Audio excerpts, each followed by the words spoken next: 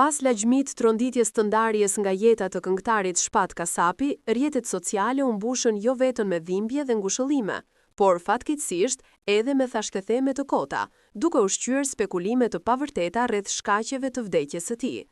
Një ndër pretendimet më të shpërndara nga persona të papërgjegjshëm ishte se humbja e tij ka lidhje me përdorimin e substancave narkotike, një akuzë krejtësisht e pabazuar dhe e papërputhshme me faktet që kanë dalë deri më tani. Këto komente, në vend që të tregojnë respekt për një artist të ndjer, vetëm sa rrisin dhimbjen e familjes dhe krijojnë një atmosferë të dëmshme në opinionin publik. Familjarët e Shpat Kasapit, të cilët janë në një gjendje të rënduar emocionale, kanë konfirmuar për mediat se ai ka ndëruar jetë si pasojë një arresti kardiak, një problem shëndetësor që ai e kishte shfaqur edhe më herët si shqetësim të lehtë. Vëllai i tij, Albini, ka theksuar qartë se këngëtari nuk ka pasur asnjë lidhje me konsumimin e lëndëve të dëmshme dhe se çdo përpjekje për ta lidhur vdekjen e tij me diçka të tillë është një shpifje që nuk respekton realitetin dhe asnjë standard njerëzor. Shpifjet e tilla shpesh përhapen nga persona anonim në rrjetet sociale, të cilët pas një fakt, pas një provë dhe pa ndonjë njohje personale me ngjarjen, krijojnë skenar të rrem vetëm për të marrë vëmendje.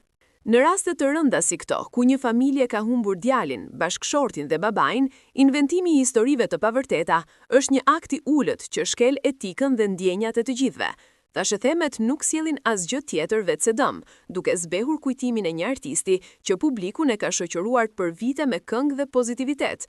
Nga ana tjetër, mjekët në Itali dhe autoritetet përkatëse po ndjekin të gjitha procedurat zyrtare dhe profesionale për të përcaktuar me saktësi shkakun e ndarjes së tij nga jeta.